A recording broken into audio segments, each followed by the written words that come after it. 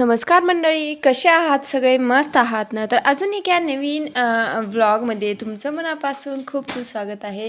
तर आज ना पावसाची छान अशी सुरुवात झालेली आहे. म्हणजे 2-3 दिवस झालं पाऊस येतो आहे, पण थोडासा बारीक येते, म्हणजे भुरभुर अशी येते. पण रात्रीपासून पाऊस खूप छान झालेला आहे. म्हणजे आपल्याला पाहिजे तसा पाऊस नव्हता, पण तरी पण बऱ्यापैकी असं थंड वातावरण झाले असा पाऊस झालेला आहे इथं पुण्यामध्ये. तर रात्री म्हणजे रात्रभर पाऊस होता आणि आज सकाळसुद्धा पाऊस चालू होता. असं वाटत होतं की आज दिवसभर काही पाऊस बंद होत नाही, म्हणजे उघडत नाही आहे. चांगला आहे, पाऊस पडतो आहे. कारण कसं ना, पाण्याची खूप जास्त टंचाई होत चाललेली होती दिवसेंदिवस. त्याच्यामुळे थोडासा दिलासा असा हा पावसानं आपल्याला पुणेकरांना दिलेला आहे. तर आता इथं पुण्यात तर पाऊस झालेला आहे, पण गावाकडं काही अजून पाऊस पडलेला नाही आहे. म्हणजे शेतकऱ्यांसाठी काही भागात पडलेला आहे, काही जिल्ह्यामध्ये पडलेला आहे. पण आमचा लातूर जिल्हा अजून म्हणजे कोरडाच आहे. अजून तिकडं पाऊस म्हणावा असा झालेला नाही पेरणीसाठी.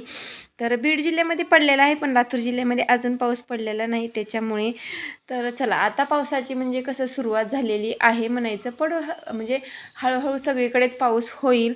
पण कसं असतं ना, टाईम चुकला ना एकदा पेरणीचा, तर सगळे पुढचे पिकं आपले हे येत नाही. त्याच्यामुळे तर आता इथे चाललं आहे माझं स्वयंपाकाची घाई गडबड. बाहेर मस्त असं हे थंडगार वातावरण, पाऊस चालू होता. आणि आज ना मसाले भात बनवणार होते. मस्त असा हा आज मसाले भात बनवायचा होता. तर म्हणलं चला, आपल्याला नाश्त्याला होईल किंवा दुपारच्या जेवणाला बी होईल आणि स्वराच्या टिफिनलाही होईल, म्हणून आज ना मसाले भात बनवलेला आहे. आता ना मी टिफिनसाठी ना एक आठवडाभराचं असं म्हणजे चार्ट बनवून ठेवलेलं आहे टिफिनसाठी.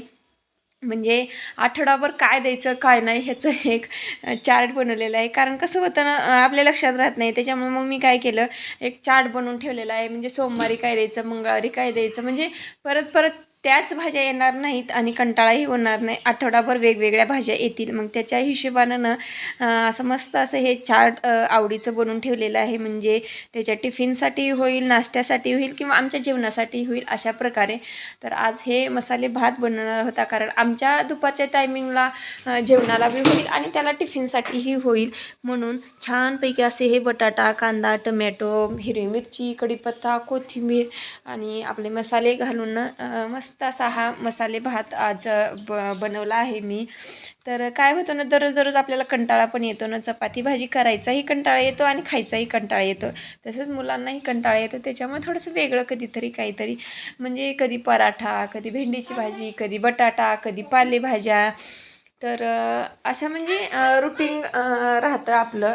तर तसंच आता रुटीन चालू केलं यावर्षी. जरा थोडासा बदल मी माझ्यातही केला आहे. त्याच्यामुळे मग आता आपली म्हणजे तेवढी धावपळ होणार नाही आहे की आता टिफिनला काय द्यायचं काय नाही. त्याच्यामुळे मग आपलं चारच्या हिशोबानं आपलं दररोजचं टिफिनसाठी चपाती तर आपली असणारच, पण त्याऐवजी पराठा किंवा भाजी किंवा असा मसाले भात, असं म्हणजे वेगवेगळं आपल्याला देता येईल आपल्या चार्टनुसार.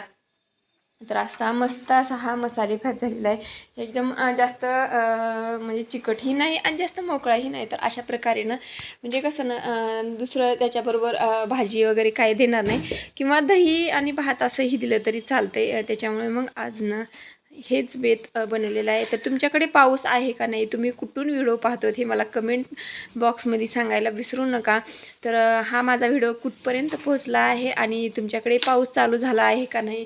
तर 22 जूनपासून पुण्यामध्ये पावसाला सुरुवात झालेली आहे. त्याच्यामुळं तर आत्ता सुरुवात झाली आहे, त्याच्यामुळं अजून छानपैकी पाऊस पडेलच असं आपण पॉझिटिव्ह विचार ठेवावेत. तरी इथं नाश्ता चाललेला आहे. कारण कसं ना, तर भात बनवला होता नाश्त्यासाठी, पण म्हणजे जेवणासाठी.